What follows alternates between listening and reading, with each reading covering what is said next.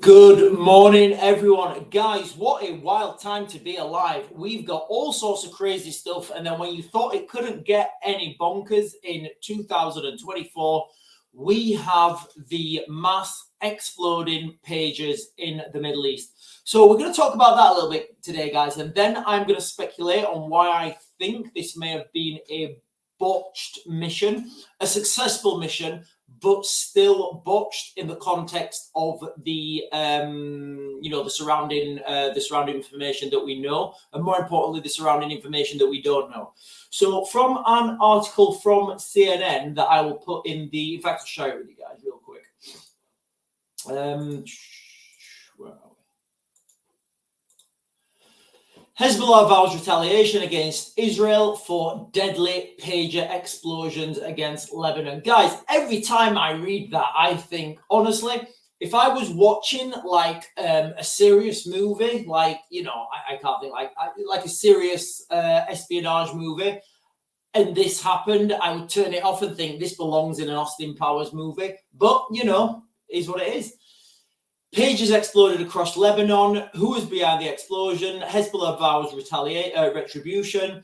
How the attack unfolded. So here's the interesting bit, guys. Hezbollah bought the pages that exploded in recent months, according to a Lebanese security source. Now, I thought that these things will have been donated. So if this is true, and I don't know if it is, but if they bought them, that means that this is a lot deeper than we actually think, because if they bought them from source, that means that whoever it was, and everybody's suspecting the Israelis, that means that the Israelis managed to get into the actual production facility itself. They managed to identify those pages where they were going. So, again, there's going to be more information coming out. There's going to be more information, in the mainstream. But at the moment, we don't know, because it's the Israel Mossad, it's their security services policy to neither confirm or deny when an attack goes in. However, who is behind the explosion? CNN has learned, and I don't know where from. The attack was, they could have learned this from John at the bottom of the road who's sweeping the stairs. CNN has learned the attack was a joint operation between Israel's intelligence service, Mossad, and the Israeli military. Well, there's not really any information there. Israel has refused to comment publicly. So, we don't know, but I think all fingers are pointing to Israel. Now, what nobody, I don't think, is mentioned is the significance of the non-significance, or the significance of what's not happened. If you guys were on our live stream, and we're going to be on live again tonight, guys, 8 o'clock UK time, I said, okay, guys, you're probably going to see follow-on attacks now. So the fact that there wasn't any follow-on attacks, to me, is giving question marks. So when you do these operations, you want to maximize the, you want to maximize that operations capacity. Otherwise, why are you doing it in the first place if you're not going to maximize it? And that, you can put that down to any walk in life. So why hasn't there been, follow-up airstrikes, follow-up, attacks on infrastructure, follow-up cyber attacks?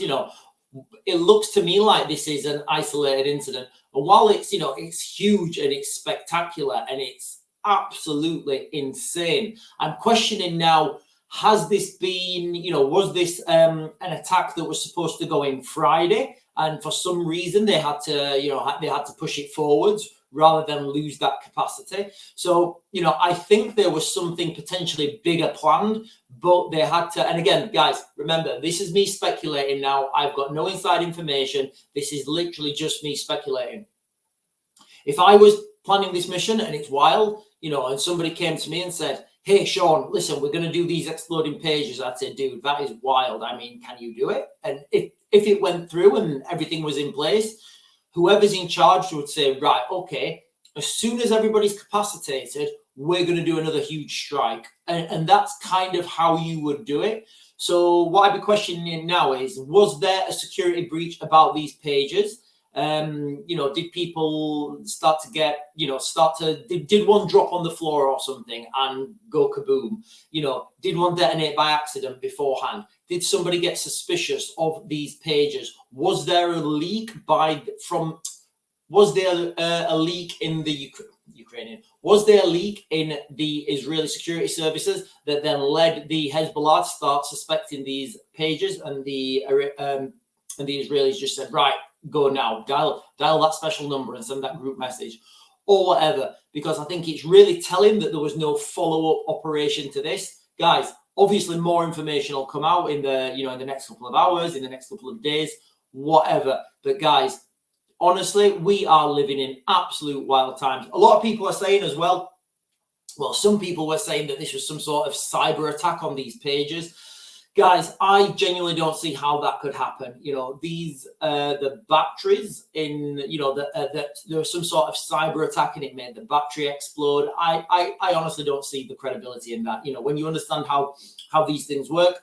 So to make a battery, guys, it's just not feasible. I mean, you've seen batteries when they're like plugged in on charge and like, you know, they will like some of them will explode. Not nearly with the potency or the kinetic energy that these things that we've seen on the you know, on certain media outlets. I'm not saying it's impossible. I'm saying it's drastically, massively, hugely unlikely that a battery can do that. Again, you know, it may have been, you know, somebody may have put something in there that they may have a new battery device that is a battery and also an explosive charge, and that may be the way they've done that. But you know, certainly batteries that we know that we use, batteries that are every day in our mobile phones, I don't see that you know, any credibility to say that you can do that on a normal mobile phone. On a normal mobile phone, I just don't see it, guys. That's not saying it's not there. Anyway, guys, I'm going to leave it there. I'm going to mag to grid. I'll get you guys another video later. Don't forget to like and comment and subscribe. I'm going to be live tonight at 8 o'clock. No doubt more information will come out about this. You know, more information will be coming out about the Trump, you know, the Trump shooting. Guys, we are living in wild times and it just seems to get crazier and crazier. Guys, like I said, I'm going to max your grid. I'll get you guys another video later.